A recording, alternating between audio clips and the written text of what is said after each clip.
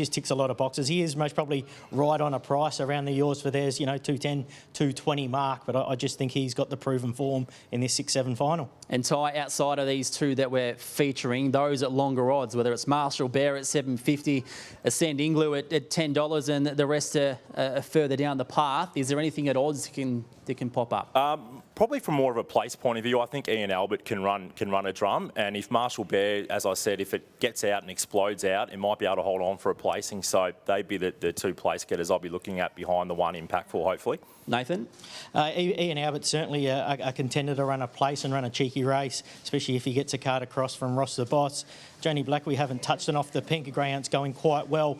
Had all inside draws in its career, but even last week off box one was able to hook around after being crossed. I like the hooked on scotches from middle to wide draw. So she gets that here tonight, and she's in really good form for trainer Emily as a party. So a pretty good way to kick off the night. But I went 4, 1, 8 and 5 on this 6-7 final.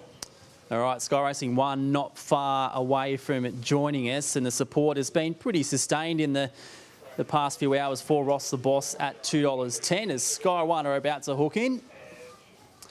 Yeah, good evening to our Sky Racing 1 audience. Big night here at the Meadows, headlined by the Maturity at Group 1 level being race 8 and, of course, the Fireball race 6. I'm Jason Adams. This is Nathan Rooney. That's Michael Ty on debut tonight. These two gentlemen are gurus.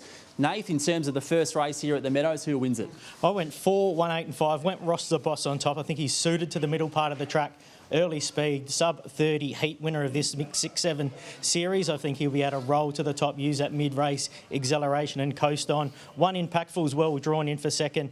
8 Johnny Black, don't mind it, drawn wide in really good form. And Ian Albert in for fourth, number 5. And Michael Ty, who do you think wins it? I'm with the 1 Impactful and hoping Marshall Bear pushes off the track and gives Impactful the room it needs. So Ty with the red, Nath with the blue. They're the two that we think will be prominent throughout this first race at the Meadows. As I said before, big night here. You can catch all the in-depth coverage on Sky Racing Active. Let's head upstairs with the man to talk us through all the action, James Vandermark.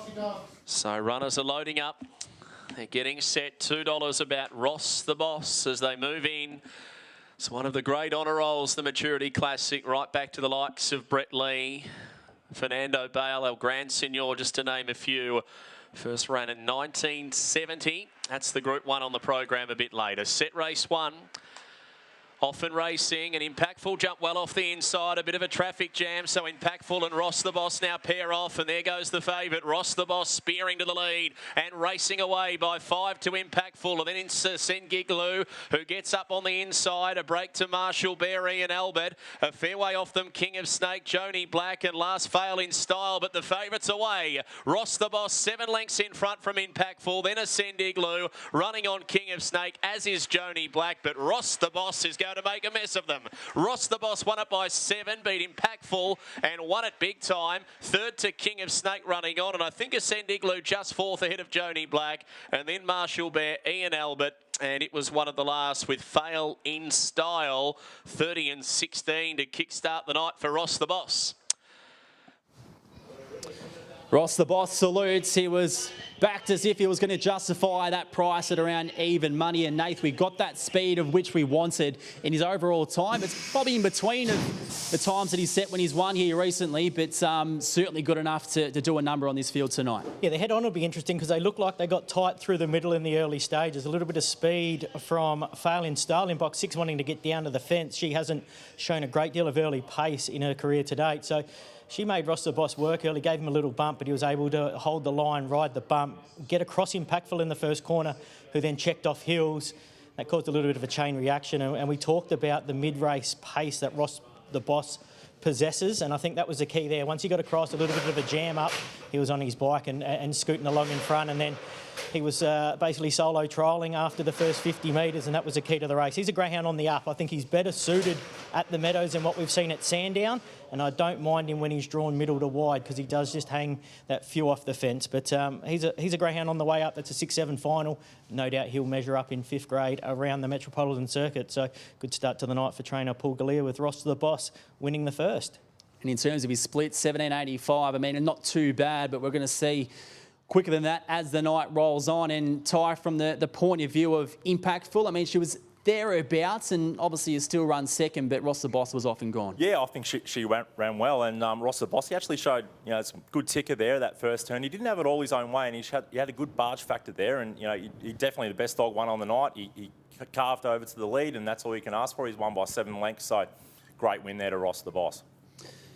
Yep, indeed. And Nathan, at this point of his career, I mean, he's had the 7 starts. We've seen him improve on his time over 500 metres. How much improvement do you think is left in the tank, or has he sort of reached his purple patch at this point in time? No, I think the improvement will come early. Like his last 2 starts, he's run 5:05 and 5:08 in. He only says 5:17 on the board, but he did get that bump from Fail in Style early and then had to balance up and let rip. He ran 17.85 up the back.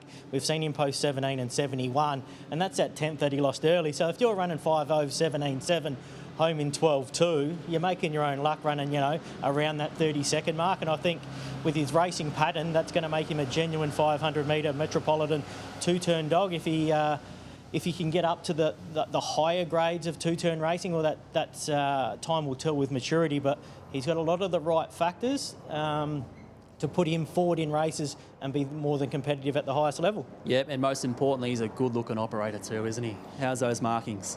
He's they're white and black. So classic Fernando Bale's a sire. Yeah, no, he just keeps producing them, Fernando Bale. And Paul Galea's always got a handy one too. They've always got a ton of early speed. They're well schooled, especially around the meadows. And this greyhound kicked off through the Pink Diamond Series and raced over 400 and raced well. But as soon as he's stepped him up to 500, he's certainly come into his own. And as I touched on, there'll be plenty more wins in store for him going forward. And today in Melbourne, for anyone who's external to Victoria tuning in, there was destined to be rain throughout the day, and we saw bugger all of it. We haven't seen much at all. So, Ty, from a conditions point of view, it's probably in pretty good shape at this point in time. But what we expected, what the forecast looked like in the days leading up, I mean, there's no excuses from what's been presented tonight, and the track looks an absolute treat. It looks beautiful, and the last couple of nights when I've been doing form, I've sort of been thinking, is there going to be a massive wind? Are these dogs going to be running into a headwind down the back straight? Am I looking at backing someone who's a bit stronger, or am I looking at backing a natural leader? It was hard to decipher what to do, but here the conditions at the moment, whilst it is cold, there's really nothing to say anything negative about it. It's cool, calm and collected here at the moment. And here's a replay of the first race. And Nathan mentioned Ross the Boss, and in his last start from the red, he sort of wanted to get that mid part of the track. And here, I mean, he was in that area, but there was pressure all around him. So to stand up to it when he's under the pumps, a quality that you can't buy and one that hopefully he can take forward.